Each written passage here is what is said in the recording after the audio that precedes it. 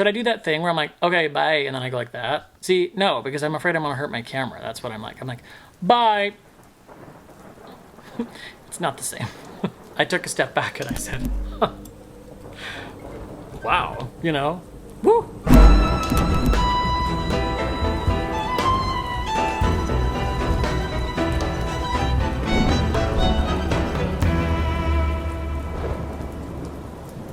Hey everybody, and welcome back to my channel, Reading in the Dark. My name is Byron and I read sometimes. So this is going to be my wrap-up for the autumn weekend edition of the Queerlit Readathon. They do a couple of week-long readathons every year, hosted by Kathy Trithart, and they also do a couple of weekend versions, and this was the autumn version, the 26th and the 27th. It is now about 1:25 a.m. Sunday evening, well, technically Monday morning. So I read two books. I was actually really happy with the way it went because I finished the first book in the first day, and then I finished the second book, not kidding, at exactly midnight.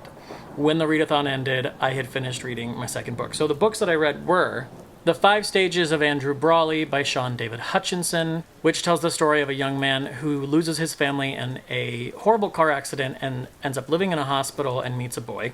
And then A Density of Souls by Christopher Rice.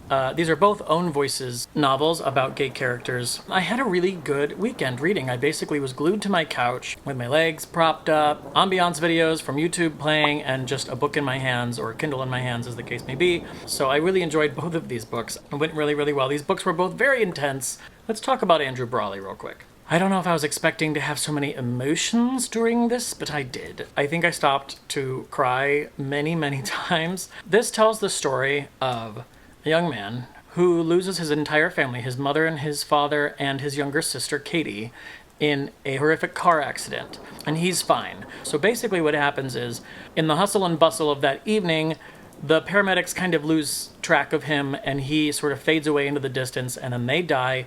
And he doesn't know what to do with himself, and he's scared, and so he seeks refuge in an abandoned portion of the hospital, supposed to be a new wing of the hospital, but the housing crash has happened, and the construction was halted. So there's all these sort of half-finished, not quite totally drywalled wings of the hospital laying around covered in plastic, and he seeks refuge in those areas and lives in the hospital. The book is told partially in comic book panels, because Andrew Brawley is an aspiring comic book writer, and he has this story about this character called Patient F that he's writing, and he reads it to some of his friends. He's made friends with some of the nurses in the ER. He sort of volunteers there, learning a little bit about what they do. He is working in the cafeteria for cash under the table for a guy named Arnold, who gives him books to read and stuff like that. He has this whole life in the hospital. He has this whole family in a way. He's sort of existing in this in-between place. He's almost like in an emotional fugue state or something for the entire novel, where he's kind of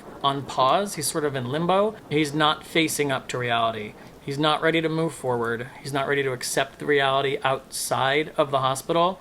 He also has 2 friends in the pediatrics unit who are around his age, suffering from cancer. He's trying to keep them entertained and keep them positive and optimistic, and he goes to visit them often. And he's also being haunted or hunted by a social worker who he refers to throughout the novel as Death, with a capital D, because after she went to visit his family members, they died. And then one evening, a young man is brought into the hospital with severe burns, who was set on fire by bullies at his high school for being gay. So, just some light reading. This book made me feel tender, sweet, happy, joyful emotion in some moments. It made me feel sad, of course. And it also oddly sort of brought about a little bit of nostalgia for me about that time in my life when I was coming out, or when I was just out, and everything was very kind of scary and confusing. A time in my life when you're a teenager, you're not a baby, but you're not a grown-up, and every feeling that you feel, every emotion that you have feels like it's the most intense emotion you have ever experienced at that time. And I so related to the intensity of the feelings and the emotions that the characters in this book are going through while I was reading it. I thought, wow, I remember being there. Specifically Andrew, in terms of his feelings about relationships and boys and friends and friendships. I definitely related to the intensity of his emotions and how he dealt with them or didn't deal with them. This book made me oddly nostalgic for what was actually a pretty traumatic time in my life. Maybe looking back with 2020 vision, able to say that it got better. But although Andrew Brawley goes through some really painful stuff in this book, I had a kind of a lovely time going through it with him. The only minor negative I had about this book while I was reading it, and I don't know if this is really a fair point, is that sometimes I felt like the dialogue that was written for these 15, 16, 17-year-old kids was a little bit adult. They kind of every character kind of sounded the same. They all sort of sounded like they were 40. But that's an arrogant thing to say too, so I mean, I don't know. I don't know that I would want to read a book where teenagers are written to sound dumb. To what extent does the voice have to represent someone's age and their life experience? I mean, everybody is different, and some people use really big words when they're 15, and some people don't when they're 50, so take that with a grain of salt. At the end of the day, this book has a huge heart, and it really touched me, and it did a beautiful job of illuminating the heart and soul of adolescent-aged kids going through very serious and not at all adolescent tragic events and experiences. I had very strong emotional reactions to it all along the way, and I would highly recommend it. I gave it 5 stars. And now I don't have to hold that anymore. Time for a drink. I'm enjoying a glass of some lovely Boda Box Malbec in my stemless Star Trek wine glass. Say that 5 times fast. Stemless Star Trek wine glass, stemless Star Trek wine glass, but I can't do it. Also, I wish I had a big pride flag to drape myself in. I don't. I am, however, wearing my lovely kitten riding a unicorn in outer space. The second book that I read for this readathon was another Own Voices novel by Christopher Rice called A Density of Souls. Now this is I was going to say this was a thriller, and I think I did call it a thriller. It's really more of a mystery and a soap opera. So this tells the story of Stephen. We see him at various different ages throughout this book. This book is quite epic. It tells the story of this young man from the time that he and his 3 best friends, Brandon, Greg, and Meredith, are in middle school up until about 5 years after they graduate high school. Essentially, the setup for this book is the first third of the novel. Stephen is gay. He's a young, he's middle school age, so it's not like he's out exactly, but it's made pretty clear that he's gay, and he has these sort of physical interactions with his friend Greg in the graveyard that their friend Meredith witnesses without them realizing it when they're still pretty young. And then they all go to high school. And when they start high school, Meredith makes a decision that she regrets later, which is when she's trying to become friends with all of the cheerleaders in the high school, they ask her about her friend Stephen, and she immediately says that he's a FAG, is the word that she uses.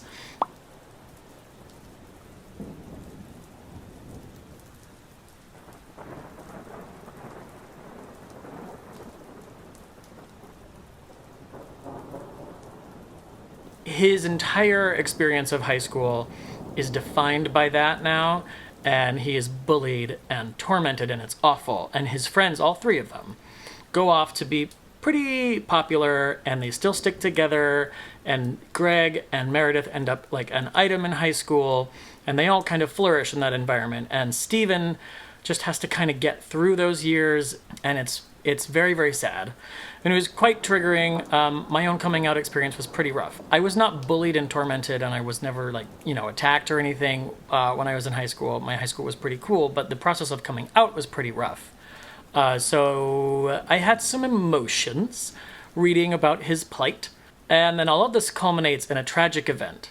And I won't go into details of exactly what that is. But years later, 5 years later, these characters are all kind of brought back together in New Orleans, in the area where they went to high school, and new details emerge about exactly what happened surrounding the events of that tragedy, which shook the whole town, as we look back through flashback and journal entries and whatnot, and we learn more and more and more about kind of what was going on underneath the facade of their life in high school and what those relationships were really like. And the book has a very satisfying reveal, which is all tied up in exactly why this horrible thing happened. and who was a part of it and all of that. And then there's another reveal, a very inflammatory, incendiary reveal to share with us all about these characters by the end, that happens way at the end of the book, and I loved it. I actually called the reveal about halfway through. I don't know why. I don't think I'm necessarily a genius, but I did call it. I got the clue the minute it was on the page, and I said, oh, and I called the thing. It was very satisfying to be right. I understand that at the time this book was published, which was the year 2000, that reveal was pretty controversial. I thought it was kind of great. I really wanted that to be the case. If you've read the book, you know what I'm talking about. And I also wanted the way that the characters chose to deal with that to be exactly what they did. And so I was happy about that too. Oh, and then there's a hurricane. This book is so dramatic. There is so much melodrama, and it is sort of like a soap opera, but in the most wonderful, gayest way possible. It was a lot. At the end of the day, it was a satisfying mystery. It was a really rich exploration of, once again, the sort of mindset and emotions of a young adolescent kid growing up gay and dealing with the reality of being, generally speaking, always the only gay person in the room, and having experiences that give him a clue and a hint to the fact that perhaps, in fact, it does get better, and maybe he's not the only gay person in the universe. Give him hope and a reason to keep getting up every day and hope, and look forward to his life after high school. All of that stuff was, again, sort of nostalgic for me, and it was nice to read. I appreciated the commentary on how the athletics department has more money than the theater program. And I enjoyed the many, years-long exploration of the complicated relationships between these kids as they grew up and their friendships. I also enjoyed all of the relationships and the history surrounding all of the parents in the town. I really enjoyed this book. I gave it 4 stars. I couldn't give it 5 stars because it is, again, so over the top. It's very difficult to take all of it super seriously once you've finished reading it. I was like, oh, okay. I mean, I was so wrapped up in it. And then as soon as it was done, I took a step back and I said, huh, wow, woo, okay. It's very, very dramatic and very over the top. Delicious and great. The mystery was fun. The reveal was satisfying. And then the little extra reveal was even more like, wow. I would say that this is a book definitely worth rereading. This was Christopher Rice's debut novel, and it was, again, inflammatory. Kind of shot him to stardom in his own right, despite being Anne Rice's son. And I am really looking forward to reading the rest of his books after this. After I read this was a re-release from 2013 on my Kindle. And after I read it, I also read his afterword, which was written in 2013, where he kind of talks about the book and how it changed his life. And that was a really fun read, I have to say. He had a lot of really interesting things to say about the process of writing the book and getting the book published and the editing process. And then there was a preview for The Vines, which was a more recent Christopher Rice book, and I read that in its entirety too. There was like 1 or 2 chapters of the book was just there at the end, and so I sat there until 1 in the morning and read that. So I had a really good time being inside Christopher Rice's head during this book and after the book, in the book. And I gave it 4 stars. So, why did I say it like that? So, those were the 2 books that I read for the Queer Lit Weekend Readathon Autumn Weekend edition of this Readathon, whatever the hell it's fucking called. I don't know. Those are the books that I read. I really enjoyed them both. I mean, 4 stars and 5 stars is not bad. Oh, there's a train. I felt very productive. I read 2 books in 2 days.